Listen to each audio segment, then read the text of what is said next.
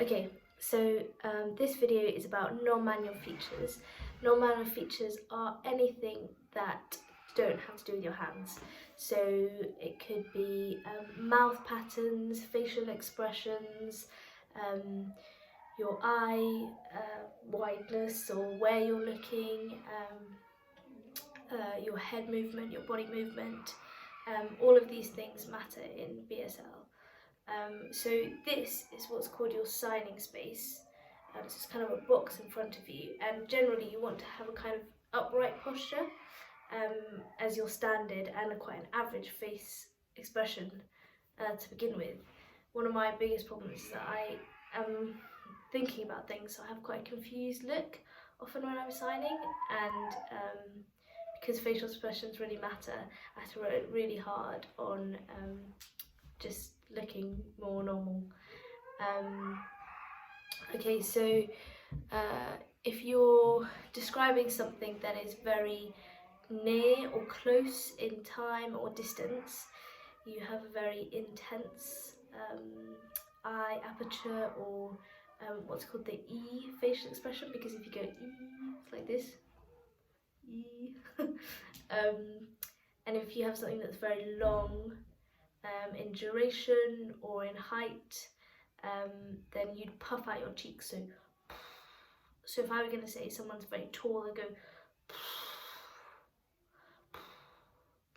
or if a box was very heavy, very heavy. If something's very small or thin, you'd suck your cheeks in. So if someone's very thin, you'd go. And if something is dark, you close your eye aperture, so narrow your eyes. And if something's bright, you open your eyes. So something like waking up in the morning, if it's getting brighter, and if you're going to sleep, it's like that. So gestures. Gestures are quite self-explanatory, but just helpful to go through, I think. So they're often used to clarify, and they're just body movements that are fairly self-explanatory that you would have in English as well. So like a head nod meaning yes, a head shake meaning no, a hello wave and a bye wave, thumbs up, a shrug, a like angry look. They're all gestures that count, and can be really helpful in conversation if you're saying, yeah, I agree with you, yeah, great. It's the same in English, I guess. Mouth patterns. So mouth patterns are probably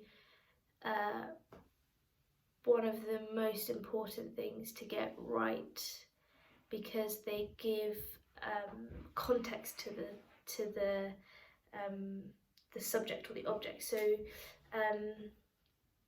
in the sentence structure, when it's like time, subject, question, you always are mouthing the subject. So it's usually a noun, names, places, animals, etc. You know what a noun is? You're an English teacher. At least I think you're an English teacher. Yeah, I know you're a teacher. Anyway,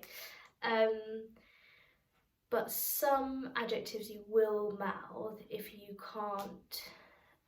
Just basically think, if you can't act it out, then you'd mouth it. So like the adjective heavy, you can act it, but an adjective red, you can't, so you'd mouth it.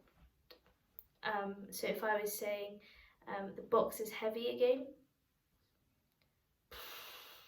but if I was going to say box is red,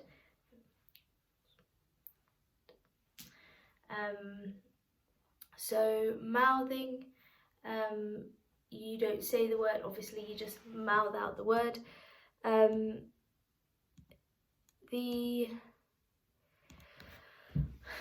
So if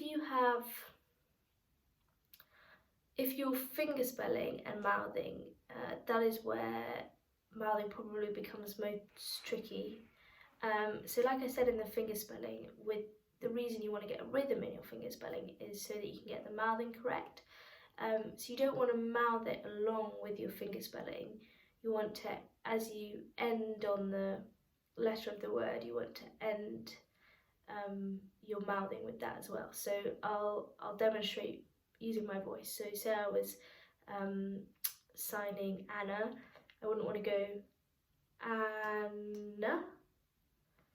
I'd want to go Hannah. So if I'm going to do that in BSL with no voice, instead of, because it's longer drawn out, so it's harder to read. Probably works better if I'm doing it for something a bit longer, so I use Charlie, so I'd go